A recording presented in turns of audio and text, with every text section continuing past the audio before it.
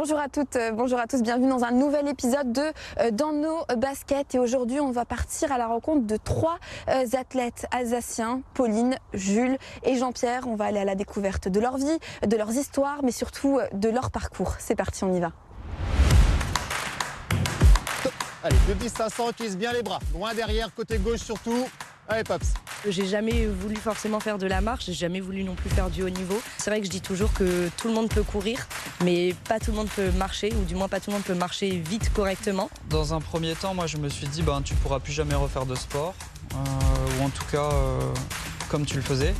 Alors déjà, je savais pas qu'on pouvait faire du triathlon en étant amputé. Et après les Jeux, je vous avoue que je voulais arrêter complètement parce qu'il y avait eu trop de pression en fait et j'avais pas supporté cette pression. Et je gagne le mondial en 2025, donc ça me relance. Vous avez bientôt 91 ans, vous êtes spécialiste en course à pied, alors du 400, du 800, du 1500, mais vous courez aussi des marathons, des 5 km, des 10 km, c'est ça? J'ai commencé la course à pied à 58 ans. Ah oui, Oui.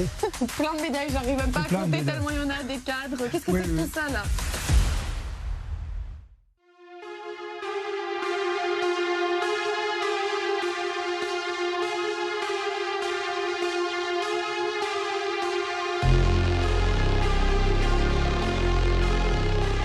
Bonjour Pauline. Pauline, vous êtes spécialiste du 20 km marche. Alors c'est vrai que la marche est un sport auquel on ne pense pas forcément quand on est enfant. Vous, qu'est-ce qui vous a donné envie de percer et surtout de pratiquer ce sport?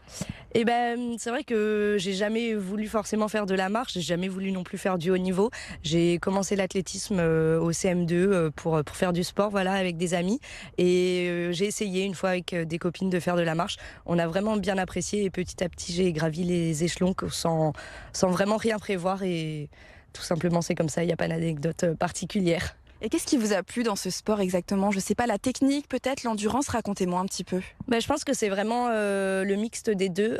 J'ai toujours, dès que j'ai commencé l'athlétisme, j'ai toujours été assez forte dans les crosses, tout ce qui est sport d'endurance. Donc dans la marche, je retrouvais toute cette notion d'endurance. Et c'est vrai que accouplé à ça, du coup, il y a toute la technique à respecter. Donc c'est vrai que je dis toujours que tout le monde peut courir, mais pas tout le monde peut marcher, ou du moins pas tout le monde peut marcher vite correctement. Donc je pense que c'est vraiment le fait qu'il y ait cette combinaison des deux choses. Et puis même, beaucoup de gens courent, très peu de gens marchent. Donc c'est vrai que ça rend les choses un peu plus uniques, quoi. C'est vrai que vous avez accumulé pas mal de titres au fil des années. Là, ces derniers mois, vous avez aussi accumulé pas mal de records. Est-ce qu'on peut dire que là, vous êtes à votre prime, au meilleur de votre forme, on va dire? J'espère que je vais encore évoluer dans les années qui suivent, mais je pense que c'est vrai que les Jeux Olympiques de Paris ont été un assez bon déclic, dans le sens où là j'arrive vraiment aux années où j'ai quand même déjà un peu d'expérience sur le 20 km, où il faut quand même avoir un peu d'expérience, la capacité de faire pas mal de kilomètres à l'entraînement. Et c'est vrai que oui, cette année a été une année pleine de réussite. On dit souvent que les années post-olympiques sont un peu compliquées à gérer. Ça a été un peu compliqué à gérer parce que c'est vrai que rien ne vaut une année olympique. Alors justement, ça se joue souvent à quelques secondes à peine les records. Comment est-ce qu'on arrive à chaque fois, à chaque course, à grappiller un peu plus de secondes pour se rapprocher un peu plus de son record personnel?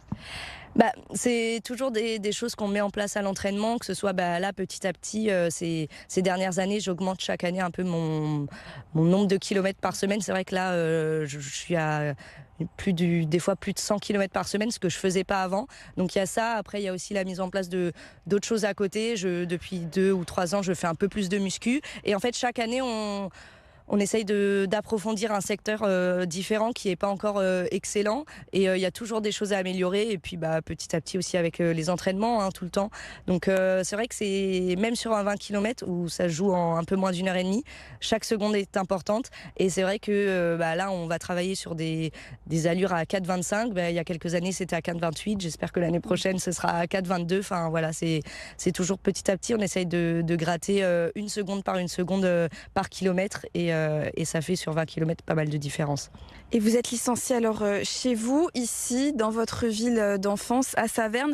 Qu'est-ce qui fait que vous avez eu envie de rester ici, outre le cadre, effectivement, on le voit sur les images d'Adrien Petitot, qui est vraiment très joli. Qu'est-ce qui fait que vous avez eu envie de revenir ici après avoir passé aussi un peu de temps à Nancy? C'est vrai que moi je suis alsacienne, donc j'ai été au Krebs de Nancy pour débuter le haut niveau, et c'est là que j'ai découvert tout ça, et donc c'est grâce à ça aussi que je suis là aujourd'hui. Mais je reste alsacienne et je reste attachée à tout ça, à Saverne, à Strasbourg, donc j'avais envie de revenir. Et pourquoi pas changer de club? Tout simplement parce qu'il n'y avait pas de raison de changer. Je suis très bien dans mon petit club. C'est vrai que c'est un petit club à Saverne, mais je suis très bien accompagnée, très bien entourée, donc j'ai juste pas de raison de changer, tout simplement. Et à côté de la marche, alors, qu'est-ce que vous faites et comment est-ce que surtout on arrive à concilier finalement votre activité sportive avec votre activité professionnelle? C'est vrai que à partir d'un certain niveau, on peut demander des aménagements d'emploi du temps. Donc c'est ce que j'ai été là jusqu'il y a pas longtemps étudiante dans le secteur bancaire en alternance au Crédit Mutuel, où j'ai eu la chance d'avoir un aménagement d'emploi du temps. Donc c'est-à-dire que je travaillais à mi-temps, la moitié de l'autre temps j'étais à l'entraînement. Donc c'est aussi pour ça que je peux combiner les deux, et j'aime vraiment avoir ce double projet. Pour terminer, ça fait 7 ans maintenant, 7 ans déjà que vous travaillez avec le même entraîneur depuis 2018. On peut dire aussi que c'est votre seul équipier en quelque sorte. Comment est-ce que vous travaillez ensemble? Quelle est la recette finalement pour que votre relation elle arrive à durer dans le temps? Je pense principalement la confiance. En 7 ans, on se connaît quand même pas mal. Il me connaît beaucoup, je le connais beaucoup. On sait ce qui fonctionne, et aussi, avant, on disait qu'est-ce qu'on essaye d'améliorer chaque année pour grappiller des secondes.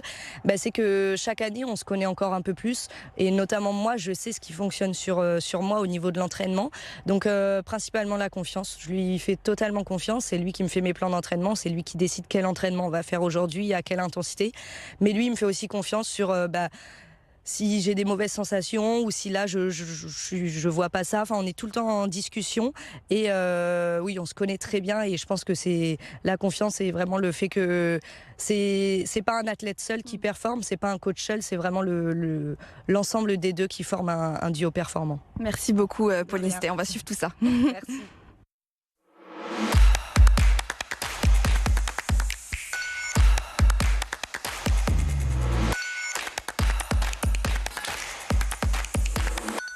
On est cette fois-ci au stade d'athlétisme de Haute-Pierre à la rencontre de Jules Ripstein. Bonjour Jules. Bonjour. Alors vous êtes 5 fois champion du monde en para-triathlon. Vous êtes aussi champion paralympique à Paris 2024. Racontez-nous déjà peut-être pour commencer votre histoire. Comment est-ce que vous vous êtes mis au triathlon déjà? Alors, ça date pas d'aujourd'hui, ça date de 2002. Ça fait 23 ans. Ouais. Et j'ai découvert le triathlon, on va dire, en fin de 3e au collège. Il y avait une initiation qui était proposée par la section sportive scolaire du lycée Henri Mec à Molsheim. Et à l'époque, un ami m'a proposé de faire cette initiation avec lui. Et j'ai dit, ok, c'est quoi le triathlon? Il m'a dit, il faut que tu nages, après c'est du vélo, et il faut courir, et on enchaîne tout. Et comme ça j'ai dit, ok, je vais en faire avec toi. Et du coup, l'année d'après, en première année au lycée, une année de section sportive triathlon. Et c'était à ce moment-là vraiment que j'ai mis le pied à l'étrier, et où c'était, on va dire, un engagement, parce qu'il y avait les cours et tout. Et notre prof à l'époque, Jean-Claude Gast, qui était le même que le mien. Voilà, nous avait dit là en fait, si vous vous engagez dans la section sportive, il faudra vraiment être pro dans sa tête, assidu. Et même les parents ont été convoqués pour signer une charte d'engagement, et voilà. Et vous avez tout de suite accroché avec ce sport au final? En fait, voilà, c'est comme un peu tout dans ma vie, je décide de certaines choses, mais il y a des choses où je dis juste j'y vais. Et là, c'était la même chose. Et vous avez, vous avez aussi été fort? Vous aviez un talent pour ça au début ou pas? Non, pas du tout. Non. On va dire que j'ai fait mes classes pendant les 3 années de lycée, et à la fin du lycée, j'ai commencé à être pas mal.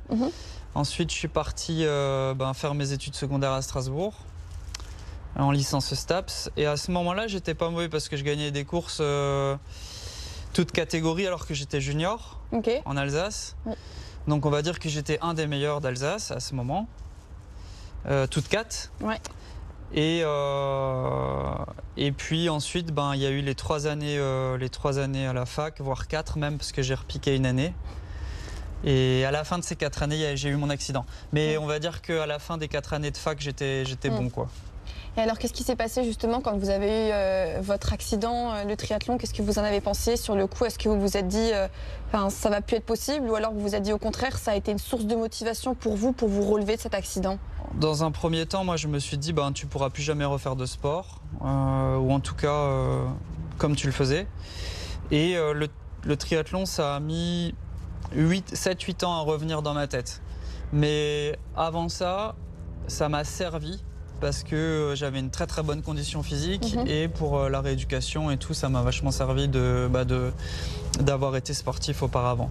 Et vous saviez à ce moment-là, enfin au début ou même dans les années qui ont suivi, que c'était possible de performer tout en étant paratriathlète? Enfin, est-ce que c'est quelque chose que vous saviez ou alors vous l'avez découvert au fil du temps? Non, c'était... Alors déjà, je savais pas qu'on pouvait faire du triathlon en étant amputé. Je n'avais pas connaissance de ça parce que moi, j'étais valide, je m'intéressais pas forcément au parasport à l'époque. Donc je connaissais pas.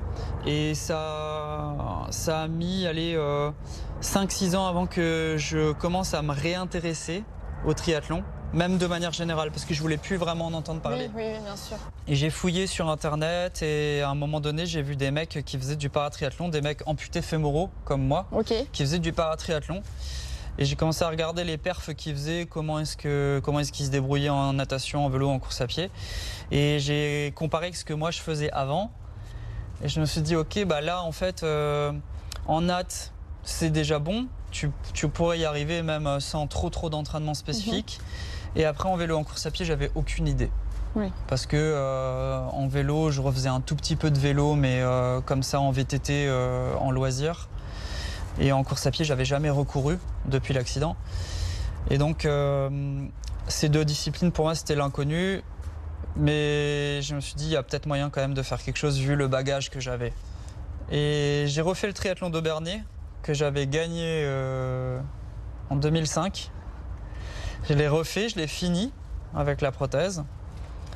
Et dès lors, je me suis inscrit au championnat de France. Ok, ça a été un déclic un peu. Ouais, ça a été un déclic parce qu'à ce moment-là, je me suis dit peut-être que dans l'année qui me restait au chômage, j'avais 2 ans de chômage, il me restait 1 an.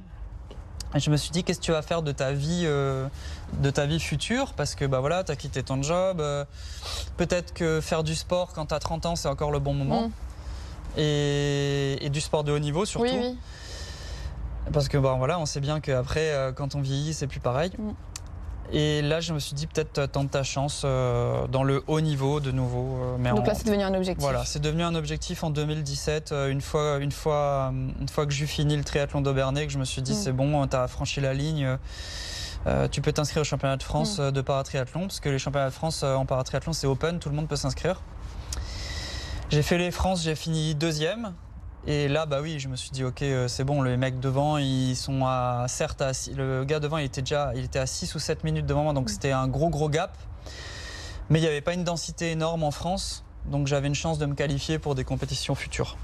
Et alors maintenant, comment est-ce que ça se passe pour vous? Est-ce que vous arrivez à vivre de votre sport? Alors, à l'heure actuelle, on est en 2025, fin 2025. Ça fait 3 ans maintenant. Tout rond que je suis salarié de l'armée de champions, donc du ministère de la Défense. Et ça, c'est mon employeur et c'est ce qui me permet de faire mon job au quotidien. Avant 2022, c'était plus compliqué parce qu'il fallait vraiment jongler avec les partenaires privés. Donc j'avais ma microstructure et il y a de l'argent qui rentrait via les partenaires.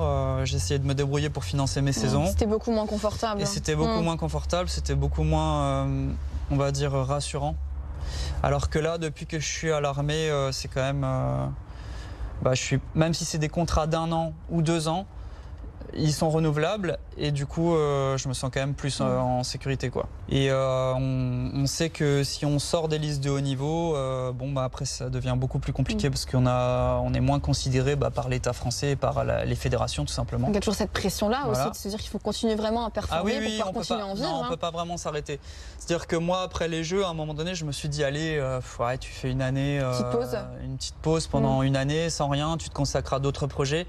Et en fait, au bout de 3 mois, il faut se remettre au boulot parce que si j'avais pas gagné le championnat du monde là en fin d'année, ça aurait été plus compliqué pour moi la saison prochaine. D'une manière financière et aussi pour accéder aux courses. Parce que quand on perd son statut, on va dire dans le top 10 mondial, c'est très très dur de re-rentrer sur les courses, sur les start lists. Parce qu'après les Jeux, je vous avoue que je voulais arrêter complètement parce qu'il y avait eu trop de pression en fait et j'avais pas supporté cette pression. À quel niveau de la pression ? La pression mentale, enfin... Bah voilà, il y a tout, il y a l'État français, il y a l'employeur, l'armée, la Fédé. Ce que vous expliquiez avant. Il y a énormément de monde qui vit de nos performances. En fait, l'écosystème sportif français, il tourne autour des athlètes. Les athlètes, c'est le centre. Si les athlètes français font plus de perfs, il y a moins de financement. Donc en fait, on est toujours enjoint à faire des perfs. Et les Jeux à Paris, en France, c'était vraiment l'apothéose pour tout le monde. Donc il fallait gagner. Et les 2 dernières années avant les Jeux, pour moi, elles ont été très compliquées mentalement, pour ma famille aussi et tout. Et c'est pour ça que je voulais arrêter après les Jeux. Maintenant, en plus, je me suis pété la clavicule l'an dernier après le mondial, enfin sur le mondial. Du coup, j'ai mis du temps à revenir cette année, mais finalement, ça s'est plutôt bien goupillé, on va dire, in extremis, et je gagne le mondial en 2025, donc ça me relance. Ça me relance dans la tête pour me dire... Ça fait du bien, vous dites toujours là, toujours au niveau. Ouais, c'est ça, toujours au niveau, et puis la fracture de clavicule, même s'il y a des gènes, ça permet quand même de rester performant. Et vous êtes alsacien, vous êtes né ici en Alsace, on l'a dit. Vous comptez rester en Alsace encore ? Alors à un moment, je voulais me barrer. Ça va pas plaire à tous les Alsaciens, mais je suis vachement honnête comme gars, donc à un moment donné, je voulais partir. Mais le fait est que ma femme travaille ici et que en fait, voilà, j'ai construit tout mon écosystème ici en Alsace. Oui, c'est ça. Donc je vais pas partir. Je suis attaché à ma région parce que c'est mes racines. Donc des fois, quand je veux partir, en fait, ce que je fais, c'est que je vais un peu plus en stage. Je vais un peu plus... Vous prenez l'air. Voilà, je prends l'air. Et quand je reviens, je suis toujours content de revenir en Alsace. Donc oui, je suis alsacien. Je suis parti que 3 ans pour mes études, mais je suis revenu. On est contents, nous, en tout cas. Restez-le. Merci beaucoup, Jules Ripstein. Avec plaisir. Merci.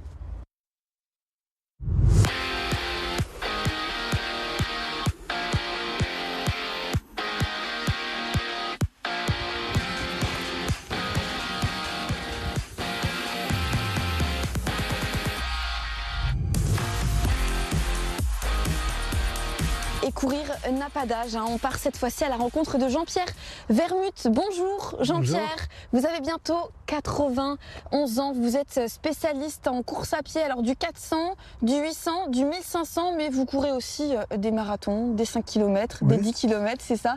Alors c'est impressionnant. C'est vrai que quand on vous voit courir à cet âge-là, il n'y a pas tout le monde qui peut faire ça. Loin de là, racontez-nous un petit peu d'où est-ce qu'elle vous est venue cette passion pour la course à pied déjà, parce qu'il me semble que c'était plutôt tard finalement. J'ai commencé assez tardivement, oui. J'ai commencé la course à pied à 58 ans. Ah oui. Oui, parce qu'à cette époque, j'avais un peu trop de poids. J'avais à l'époque 86 kilos. Maintenant, j'en ai 63. Ah oui, rien à voir. Voilà. Je fumais 2 paquets de cigarettes par jour. Alors, depuis que j'ai 58 ans, je n'ai plus fumé une seule cigarette. Voilà ce qui m'a amené à la course à pied. Et depuis, j'ai fait 30 marathons. Mais Rien que ça.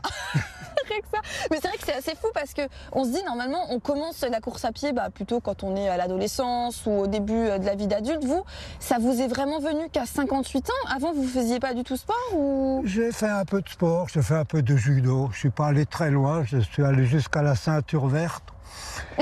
Et là maintenant on l'a dit donc, vous avez 91 ans, on vous a vu avant vous entraîner. C'est vrai que c'est quand même assez impressionnant, Adrien Petitot derrière la caméra, il avait du mal à suivre. Lui il était quand même beaucoup plus essoufflé. Racontez-nous un petit peu comment vous faites pour garder ce pep, cette énergie, parce que moi je vous le dis, à votre âge j'aimerais clairement réussir à faire comme vous encore. Alors c'est un entraînement qu'il faut faire tous les jours. Je cours pratiquement tous les jours. Je prends une journée de repos. Par exemple quand je fais une course un peu longue le dimanche, je me repose de la nuit.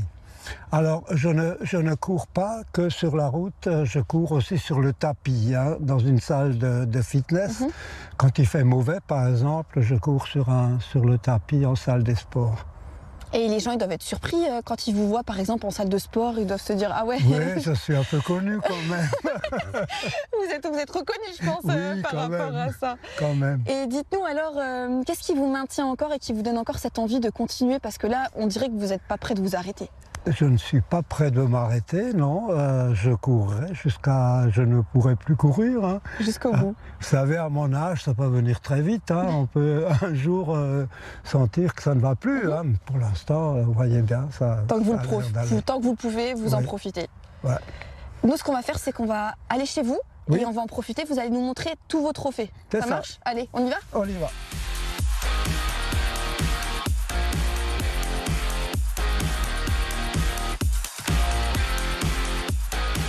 Alors Jean-Pierre, on vient de rentrer chez vous, là, et tout de suite, ce sur quoi on tombe, c'est plein de médailles. J'arrive même pas à C'est plein de compter médailles. tellement il y en a, des cadres. Qu'est-ce que Oui, c'est que oui. tout ça, là? Alors, le cadre, là, ce sont les marathons, des semi-marathons. Toutes les petites médailles, là, que vous voyez, c'est les championnats de France. Hein. Voilà. Alors ça, c'est ma médaille que j'aime bien. C'est ma médaille que j'ai eue au championnat du monde à Lyon. C'était quand, ça? C'était... C'est marqué, là 2015, hein, je 2015. vois. Hein. 2015. 2015, oui. Et pourquoi c'est votre préféré, alors? Parce que c'est la première fois que j'ai fait une médaille au championnat du monde. Hein. Voilà, c'était un semi-marathon. C'était à Lyon. 3 médailles d'argent au championnat du monde. Voilà. Un peu plus haut. Ah, ça c'est ma Légion d'honneur d'Alsacienne. Hein. Vous avez une Légion d'honneur alsacienne de la collectivité européenne d'Alsace. Ah oui, Voilà. c'est une fierté, ça, pour vous? Oui, j'ai eu ça l'année dernière pour ma carrière sportive. Alors là, oui, la dernière que j'ai faite, c'est ces deux-là. Ah oui, parce que ça monte jusqu'en haut des escaliers. Ouais, hein, parce qu'il y a encore de l'espace, il y a encore de la place. Oui, oui, il y a- Mais Alors- c'est vrai que bientôt, il faudra encore faire plus de place. Ça, c'est les championnats du monde. Voilà, médaille d'argent et 2 médailles de bronze au championnat du monde en Floride. Non, pardon, excusez-moi, oh là là. C'est pas grave. Où ça? Où ça? Ça, c'est à Madère. À Madère. Ouais. D'accord. Donc, 3 médailles d'argent. Et c'était cette année, ça? Voilà. 2025. C'est cette année. Et ça, c'est les championnats du monde en Floride. 3 médailles d'argent. Ok. Voilà. Et ben ça fait une belle collection, tout ça. Donc là, on a les médailles. On va voir les coupes aussi, parce que vous Ouais. m'avez dit, il y a une salle où il y a les coupes. Il y a encore des coupes. Attention à la tête. Ah oui, alors là, Jean-Pierre, on passe encore dans une autre dimension. Il y a combien de coupes là? Parce qu'encore une fois, comme les médailles, Vous on les ne avez peut pas pas vus compter. tout à l'heure? On peut pas compter. Non, j'avais pas Ouais. vu tout ça. Alors, il y en a Ouais, combien? des coupes, il y a un tas de trucs, quoi. Et c'est quoi ces coupes? C'est des coupes de victoire? C'est Qu'est-ce des que c'est? coupes de 5 km, de 10 km, de 15 km, un peu de tout, quoi. Tout ce qu'on avait avant d'avoir les médailles. Maintenant, ils donnent plus de coupes, ils donnent des Ils médailles. donnent des médailles. Ah, ça a Ouais, diminué. voilà. Mais Donc, c'est je sais pas, pendant 5 ans peut-être. c'est laquelle là des victoires que vous préférez? C'est laquelle qui vous a fait le plus de sensations? Ah non, elle n'est plus là, celle-là. Je l'ai mis de l'autre côté. Ah, je ne mince. sais pas. Vous savez pas toutes? Non, si, peut-être que celle-là, c'est une qui est marrante. Où est-ce qu'elle est, celle-là? Oh, attention, il y en a tellement, on se prend les pieds dedans. Celle-là. Oui, ça c'est la course du chocolat. C'est une Des médaille en médailles chocolat. Ouais. C'était une médaille. Ça s'appelait la course du chocolat. Et racontez-nous, Jean-Pierre, j'ai une question, parce qu'avant, vous disiez que vous étiez parti à Madère, Oui. vous étiez aussi à Los Angeles, je crois. Non, je sais plus. Non, à Gainesville. Ah, à Gainesville, pardon. C'est vrai que ça fait beaucoup de pays pour y aller. C'est vous qui financez tous ces Mais déplacements au championnat naturellement. du monde? Mais oui, je n'ai aucune aide, hein. C'est moi qui paye tout. Hein. Mais comment c'est possible? Enfin, la fédération ne vous donne Non, pas d'aide? non.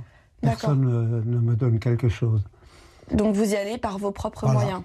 Exactement. Et là, vous me disiez, les prochains championnats du monde, c'est en Corée, c'est ça? C'est en Sauf Corée, que- le championnat du monde, mais là, j'y vais pas. Hein. Ouais. Oui, Ah vous- tiens, il y en a une qui est drôle aussi. Si, montrez-moi. Ouais, ça me vient. Qu'est-ce que c'est que ça? Je sais plus. Là, ça c'est une course qui s'est faite. Ça, c'est en Alsace, ça. Ça, c'est en Alsace. Ah bah oui. oui, on reconnaît. Il fallait faire 3 courses, une en France, une en Allemagne et une en Suisse. D'accord. Ouais, ça s'appelait la Trophée du Rhin. Trophée du Rhin en 2004. Et juste pour se faire une petite idée, au niveau chrono, Vous faites combien de temps là? Je sais Oui, pas. alors mon selon les meilleur courses. chrono qui m'a fait beaucoup plaisir, j'avais quand même 68 ans déjà à l'époque et j'ai fait le marathon de Fribourg en Allemagne et là j'ai terminé en 3 heures et 47 secondes. Ah oui, c'est quelque chose quand même. J'étais vraiment content. Oui, ça c'était mon meilleur temps, disons. Et là, vous faites encore des marathons ou vous avez arrêté? Pour l'instant, j'en ai pas fait, mais j'aimerais bien, parce que j'ai fait 29 marathons, mais mon rêve c'était d'en faire 30. Ah, il en manque juste un. Alors il faudrait quelque part que j'en fasse encore une. Et ce serait lequel le prochain que vous aimeriez faire? Je ne sais pas, on m'a parlé. J'ai une copine qui a fait le marathon de marathon. Le marathon? Le marathon de marathon. Ah d'accord, oui. ok. Voilà. Et ça vous donne peut-être envie pour boucler Ça la me boucle, donne on peut envie dire? parce qu'il n'y a pas de temps. Normalement, dans les marathons, on dit voilà, il faut terminer en 4 heures ou en 5 heures.